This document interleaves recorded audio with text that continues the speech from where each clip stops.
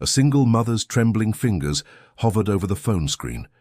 7 years of silence about to shatter with one call to the man who vanished without a trace. The billionaire CEO who had no idea that somewhere in this world a little boy was dying, and only his blood could rewrite fate.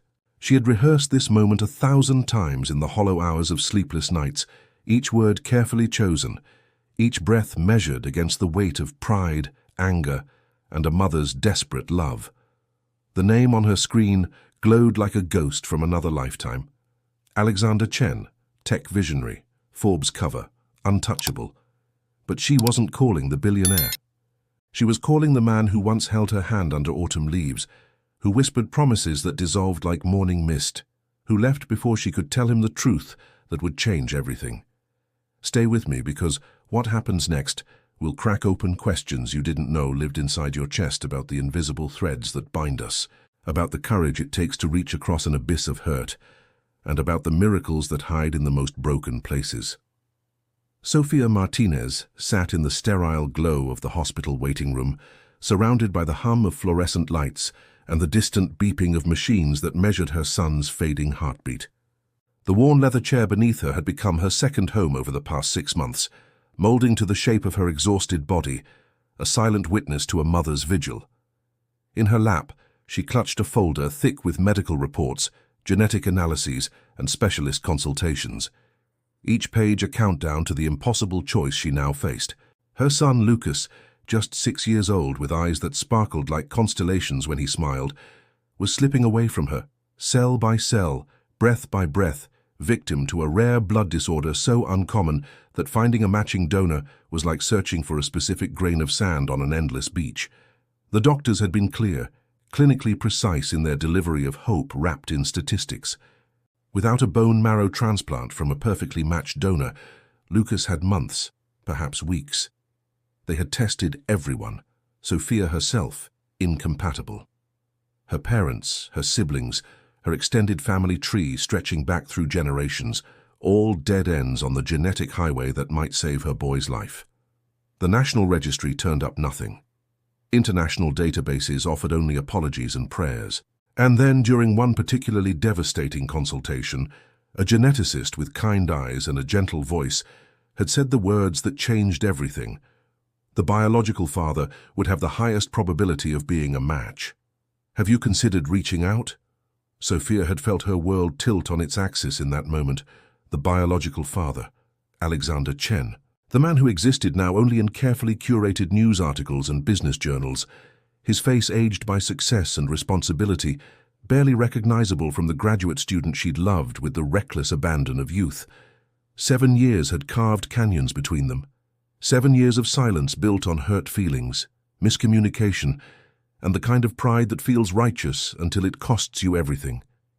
She had never told him about Lucas. When Alexander had left for that opportunity in Singapore, when he'd stopped returning her calls, when the relationship had fractured under the weight of distance and different dreams, Sophia had discovered she was pregnant 2 months later. She had reached out once, sent an email that bounced back, tried calling a number that had been disconnected, and then, cradling her secret and her growing belly, she had made a choice to do this alone, to raise her son in the quiet dignity of self-sufficiency, to never burden Alexander with a truth he clearly didn't want to face. But pride is a luxury that evaporates in the face of a dying child. Sophia had spent weeks wrestling with her demons, pacing hospital corridors at 3 in the morning, arguing with ghosts of decisions past. What right did she have to walk back into Alexander's life now after all this time, with a revelation that would detonate like a bomb in whatever carefully constructed existence he'd built? What right did she have to ask for his blood, his bone marrow, his very essence when she'd kept his son a secret?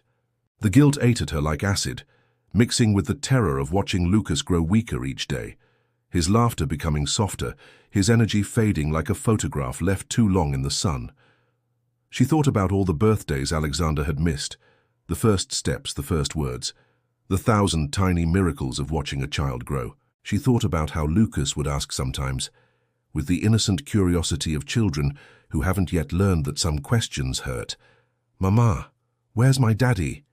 And she would deflect, redirect, paint vague pictures of complicated adult situations that a 6-year-old couldn't possibly understand. The truth was simpler and more painful than any story she'd constructed. She had been afraid. Afraid of rejection, afraid of disrupting Alexander's trajectory toward the success he'd always dreamed of, afraid of being seen as the woman trying to trap a man with a baby, afraid of her own vulnerability. So she had chosen silence, wrapped it around herself like armor, and told herself she was being noble, being strong, being independent. But now, staring at her phone in a hospital waiting room that smelled of disinfectant and desperation, Sophia understood that her silence had been cowardice dressed up as dignity. Her son was dying, and somewhere out there, the one person who might save him had no idea he even existed. The weight of that realization pressed down on her chest, like a physical thing, making it hard to breathe, hard to think, hard to do anything, but feel the crushing responsibility of the choice she'd made 7 years ago, and the choice she had to make now. Sophia's finger finally pressed the call button, her heart hammering so hard she thought it might crack her ribs. The phone rang once, twice, 3 times, each ring an eternity stretching between past and present, between the girl she'd been and the mother she'd become. She imagined Alexander in some sleek corner office, surrounded by glass and steel, and the trappings of wealth beyond her comprehension, his phone buzzing with a number he wouldn't recognize. Would he answer? Would he send it to voicemail, dismissing her as just another cold call, another intrusion into his carefully scheduled day? The 4th ring felt like a door closing, like her last chance slipping away, and Sophia squeezed her eyes shut, willing the universe to grant her this one impossible mercy. And then, a voice. Hello? Deep, professional, tinged with the slightest edge of impatience. The voice of a man whose time was measured in millions. Sophia's breath caught in her throat, 7 years collapsing into a single moment of recognition. It was him. Older, more polished, but unmistakably him. The same voice that had once whispered her name in the darkness, that had laughed at her terrible jokes, that had promised forever with the confidence of youth that doesn't yet understand how fragile promises can be. Hello. Is anyone there? Alexander repeated, and Sophia could hear the click of a keyboard in the background, the multitasking of a man who existed in constant motion. She forced her voice to work, pushed words past the lump in her throat that felt like swallowing broken glass. Alexander, it's Sophia. Sophia Martinez. The typing stopped. Silence stretched across the line like a rubber band pulled to its breaking point. She could almost hear him thinking, processing, traveling back through time to place her in the catalogue of his past. When he spoke again, his voice had changed, softened with something that might have been surprise or confusion or the ghost of old feelings. Sophia, it's been a long time. How did you get this number? She hadn't expected small talk. She hadn't expected the conversation to feel so impossibly normal when nothing about this situation was normal at all. I'm sorry to call you like this. I know it's been years. I know I have no right to just appear out of nowhere. Her words tumbled out too fast, tripping over each other in their desperate rush to be heard. But I need to tell you something, and I need you to please just listen, even if you hate me afterwards, even if you never want to hear from me again. There was a pause, and she could almost see him leaning back in his expensive office chair, his brow furrowing the way it used to when he was trying to solve a difficult problem. Okay, he said slowly, cautiously. I'm listening. Sophia looked through the waiting room window into the pediatric ward where Lucas lay sleeping, his small body dwarfed by medical equipment, his face pale against the white pillow. This was it, the moment that would change everything, that would rip open old wounds and create new ones, that would force truth into the light after years of careful concealment. 7 years ago, when you left for Singapore, I was pregnant. I tried to reach you, but you'd already gone, already moved on. I made a choice then to raise our son alone. His name is Lucas. He's 6 years old, and Alexander, he's dying. The silence that followed was different now, heavier, suffocating. Sophia could hear Alexander's breathing change, could almost feel the shock waves traveling through the phone line. What? His voice was barely a whisper, stripped of all its professional polish, raw and unguarded. What did you just say? She pushed forward, knowing that if she stopped now, If she let herself feel the weight of what she was doing, she would crumble completely. Lucas has a rare blood disorder. He needs a bone marrow transplant, and we can't find a match. The doctors say his biological father has the best chance of being compatible. Alexander, I know I have no right to ask you for anything. I know I should have told you years ago. I know I've stolen time from you that you can never get back, but my son, our son, is dying, and I'm begging you. I'm begging you to please get tested. Please just consider it. She heard something crash in the background, the sound of papers scattering, a chair scraping against the floor. I have a son. Alexander's voice cracked on the word, disbelief and anger and something else, something tender and terrible all mixed together. For 6 years, I've had a son, and you never thought to tell me? Sophia, how could you? How could you keep something like that from me? The accusation hit her like a physical blow, even though she'd expected it, even though she deserved it. I tried, she said, her voice breaking. I tried to reach you, but you were gone. You'd moved on to this big, important life, and I was just the girl you left behind. I convinced myself you didn't want to know, that I was doing the right thing by not burdening you. I was wrong, I was so wrong, Alexander, and I've regretted it every single day, but right now I don't have the luxury of pride or shame or explaining all the ways I failed. Right now all that matters is Lucas and whether you'll help him. She heard him breathing, heard the struggle in those breaths, the sound of a man's world shattering and reforming in real time. Where are you? He asked finally, his voice steadier now, focused.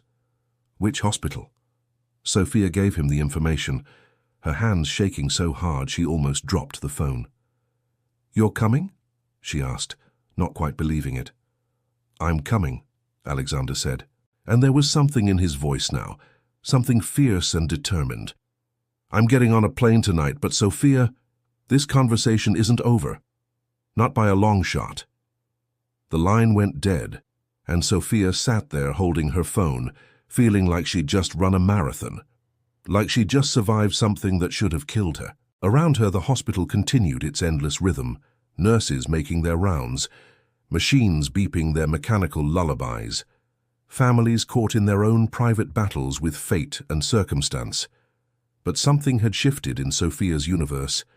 She had made the call, she had spoken the truth, and now racing toward her across time zones and oceans came the man who held her son's life in his genetic code, the man she'd loved and lost, the man who was about to discover he was a father in the worst possible way. She thought about how life twists and turns, how the choices we make echo forward in ways we can never predict, how sometimes the bravest thing we can do is admit we were wrong and ask for help even when we don't deserve it. She thought about Lucas, about his smile and his questions and his innocent faith that his mama could fix anything. And she thought about Alexander, imagining him in some airport lounge right now, booking emergency flights, cancelling meetings, his perfectly ordered life thrown into chaos by a phone call from a ghost. Sharing these stories of hidden truths and desperate hope isn't easy, but if you've ever felt the weight of a secret too heavy to carry alone, if you've ever had to choose between pride and love, subscribe and join us on this journey. Your like can spread empathy to someone who needs it today, and your comment might share a story that touches another soul walking this same difficult path. We're all connected by these invisible threads of human experience, by the mistakes we make and the grace we hope to receive. Stay with me, because what happens next will challenge everything you think you know about forgiveness, about second chances, and about the miracles that can emerge from our most broken moments. 22 hours later, Alexander Chen walked through the hospital's automatic doors, looking like a man who'd been pulled through a wormhole in time. His expensive suit was wrinkled from the long flight, his usually immaculate hair disheveled, and his eyes carried the haunted look of someone who'd spent an entire journey across the Pacific, wrestling with ghosts and revelations that refused to let him rest.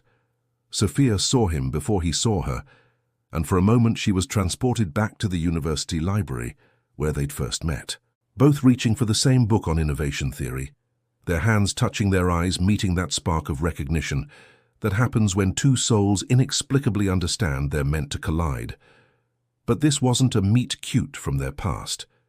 This was a reckoning.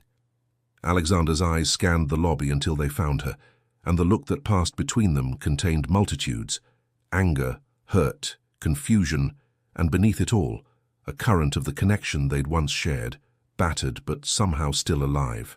He walked toward her with purpose, each step measured and deliberate, and Sophia stood to meet him, her body trembling with exhaustion and anxiety, and the surreal unreality of this moment she'd imagined so many different ways.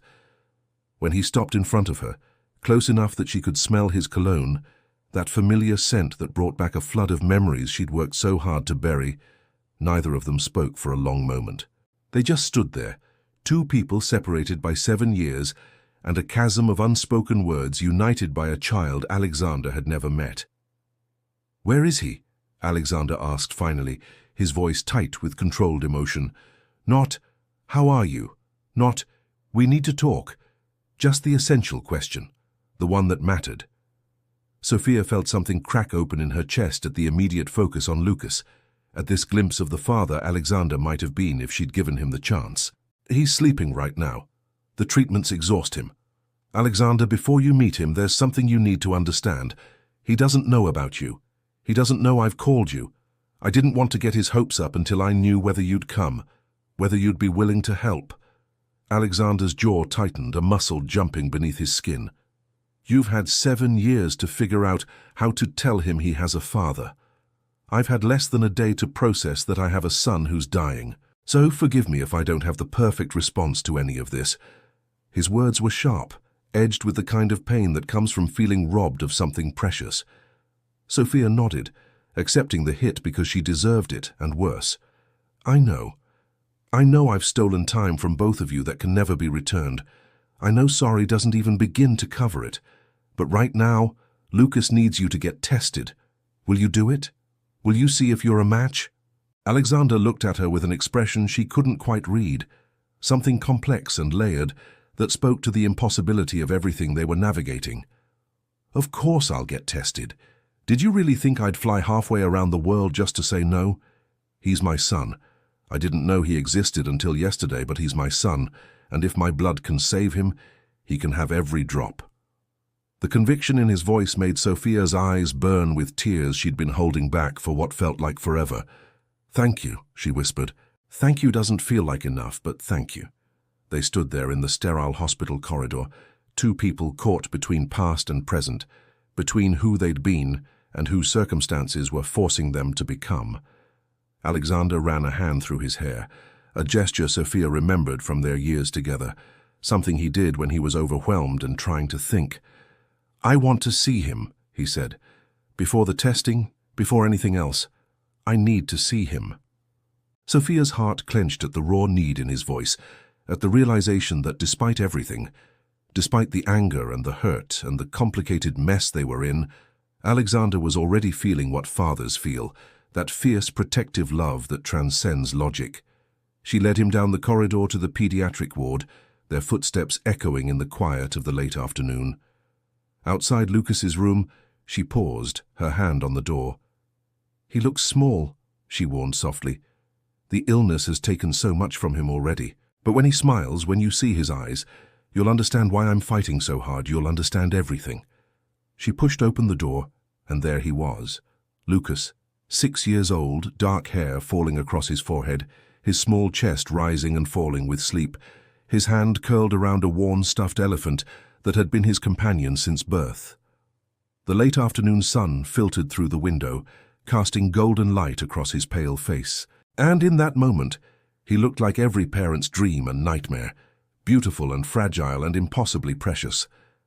Alexander froze in the doorway, and Sophia watched his face transform as he looked at his son for the first time. She saw the recognition there, the unmistakable features they shared, the shape of the eyes, the curve of the mouth, the way Lucas's ears stuck out just slightly, exactly like Alexander's did.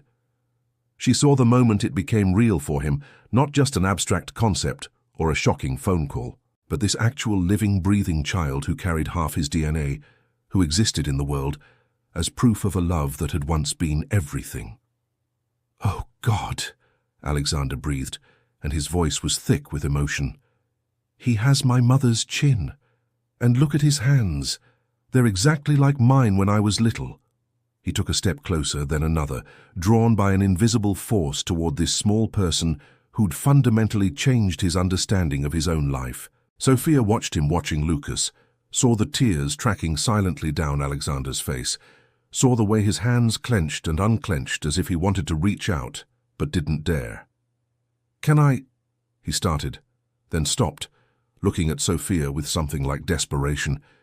"Can I touch him? Is that okay?" The question broke her heart in a new way. This powerful billionaire CEO reduced to asking permission to touch his own child. "Of course," she said softly. "He's your son, too."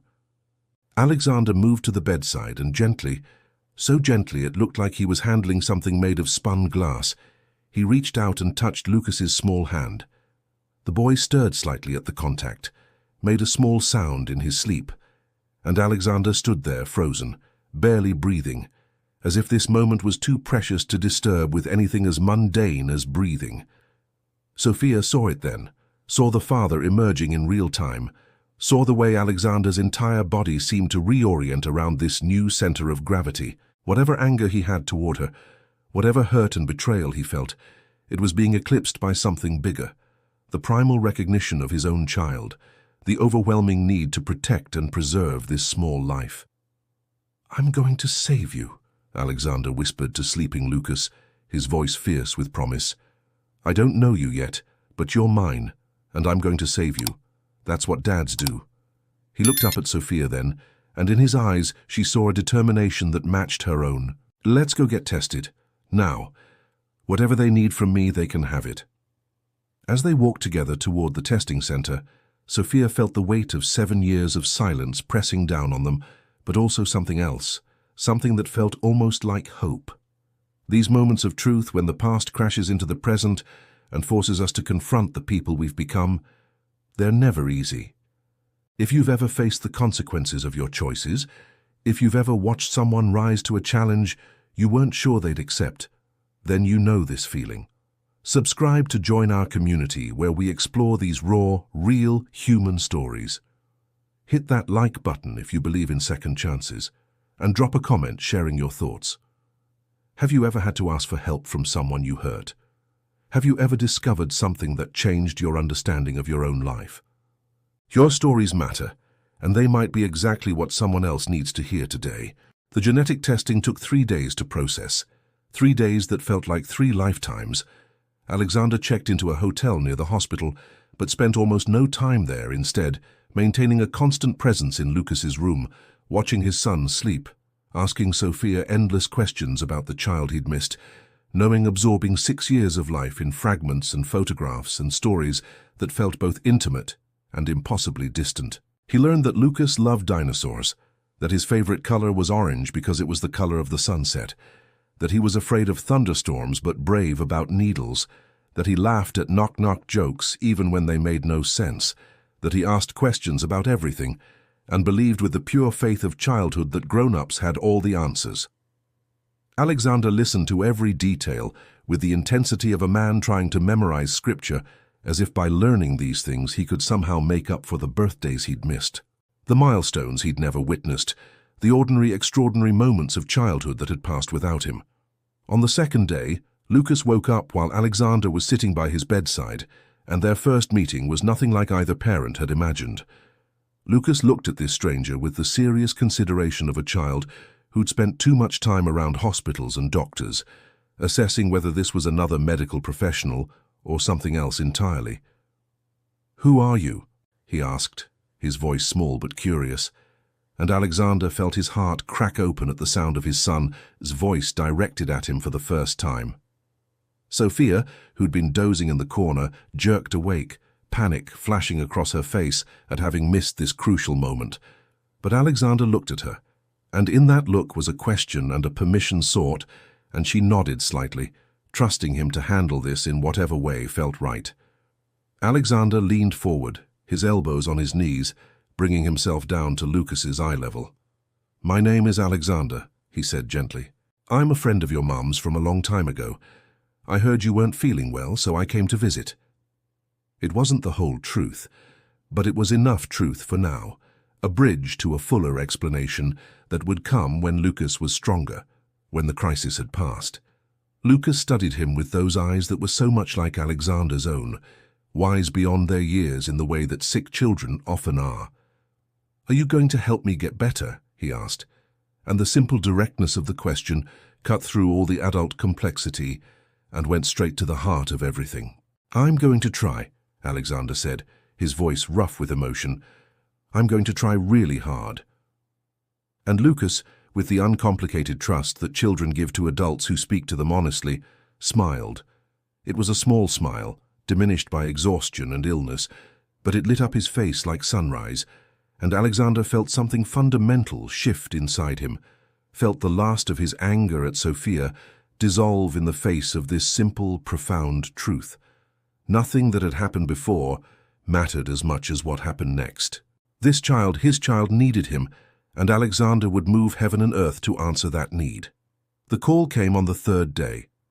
Sophia and Alexander were both in Lucas's room, existing in that strange limbo of waiting, when Dr. Patricia Morrison, the lead oncologist, walked in with an expression that made Sophia's heart stop.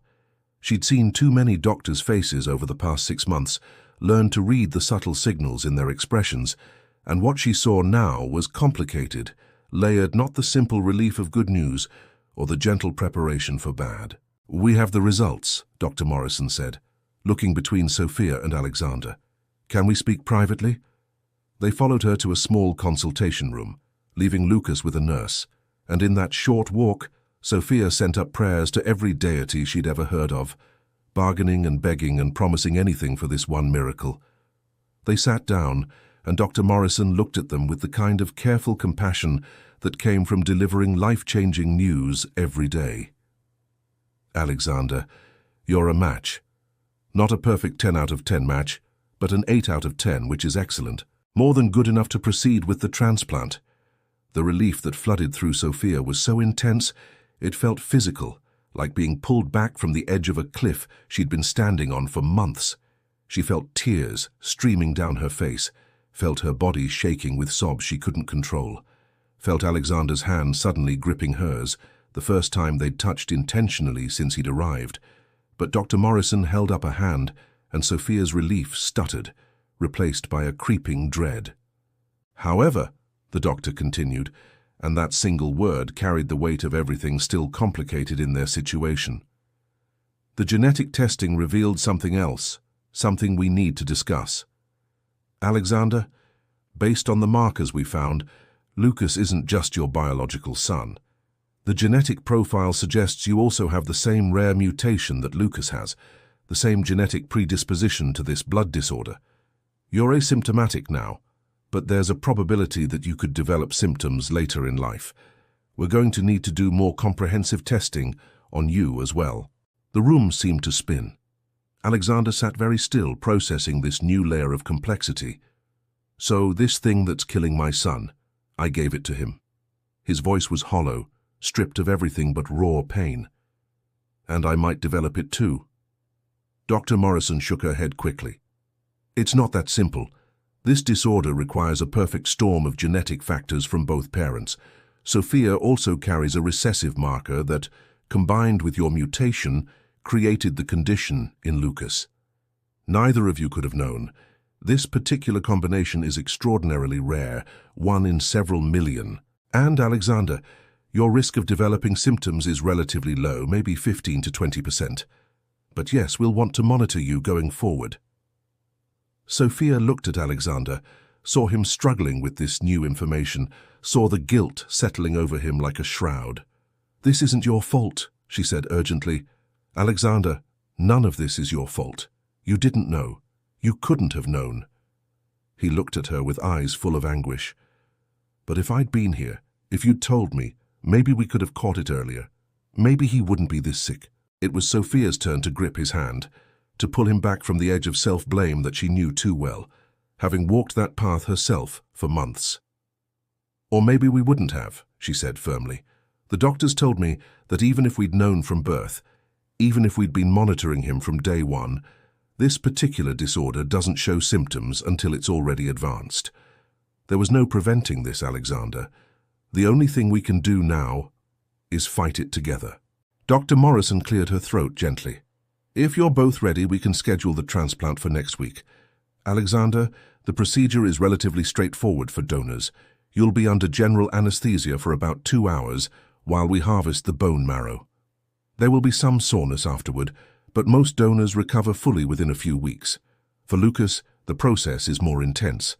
We'll need to do high-dose chemotherapy first to destroy his diseased bone marrow, then transplant your healthy cells. It's going to be difficult, but given his age and overall health despite the disorder, his prognosis is good. We're looking at about a 75% chance of complete remission. 75%. 3 out of 4. Better odds than they'd had in months, but still a gamble with the highest possible stakes. Sophia looked at Alexander, and in that moment, they weren't ex-lovers, weren't people carrying hurt and betrayal and years of silence. They were just two parents, unified in their desperation to save their child. "Let's do it," Alexander said. "Whatever he needs, whenever you need it, I'm here." The procedure happened 5 days later. Sophia held Lucas's hand as they wheeled him into the operating room for the preparatory chemotherapy, whispering promises and prayers into his small ear, telling him about all the things they'd do when he was better, all the places they'd go, all the life that was waiting for him on the other side of this ordeal. Lucas, brave beyond his years, smiled up at her. "Is Alexander going to be here when I wake up?" he asked. And Sophia felt her heart break and mend simultaneously at this question, at the bond that had formed between father and son in just a few short days. "He'll be here," she promised. "He's not going anywhere." And he wasn't. Through the long hours of surgery, through the anxious days of waiting to see if Lucas's body would accept the transplant, through the complications and scares and small victories, Alexander remained constant. He slept in hospital chairs, learned the names of every nurse and doctor, brought Sophia coffee at 3 in the morning when she couldn't sleep, and sat with Lucas reading dinosaur books in a voice hoarse with exhaustion and hope. They didn't talk much about the past during those days. There would be time for that later, time to unpack all the hurt and misunderstanding and choices that had led them here. For now they existed in the eternal present of a hospital room, where the only thing that mattered was the child between them, fighting his way back to health with their combined strength flowing through his veins. 6 weeks after the transplant, Dr. Morrison walked into Lucas's room with a smile that needed no interpretation. "The engraftment is successful," she said, and those 4 words contained universes of relief and joy. "Lucas's body has accepted the donor cells, and we're seeing healthy blood cell production. If this continues, and I have every reason to believe it will, we're looking at a full recovery." Sophia collapsed into Alexander's arms, both of them crying, holding each other and Lucas in a tangle of relief and gratitude and exhausted triumph. Lucas, already looking stronger, his color returning, his energy rebuilding, looked up at the adults with the wisdom of someone who'd walked through fire. "Does this mean I can go home?" he asked. "Yes, baby," Sophia said through her tears. "You can go home." Lucas thought about this for a moment, then looked at Alexander with serious consideration. "Is Alexander coming home too?" he asked, and in that simple question was everything complicated and beautiful about their situation. Alexander looked at Sophia, and she looked back at him, and in that exchange was a whole conversation about second chances and rebuilt trust and families that do not look traditional, but might be exactly what they all need. "If that's okay with your mum," Alexander said carefully, "I'd like to be around a lot more. I'd like to get to know you better, Lucas. I'd like to be part of your life if you want that." Lucas smiled, that bright sunrise smile that had first captured Alexander's heart. "I'd like that too," he said simply, and just like that the impossible became possible. 3 months later, Lucas was running around a park, chasing butterflies, his laughter carried on the wind like music. Sophia watched him from a bench, Alexander beside her.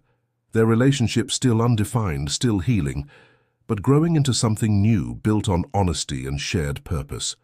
They were learning how to co-parent, how to navigate the complex terrain of being in each other's lives after everything that had happened.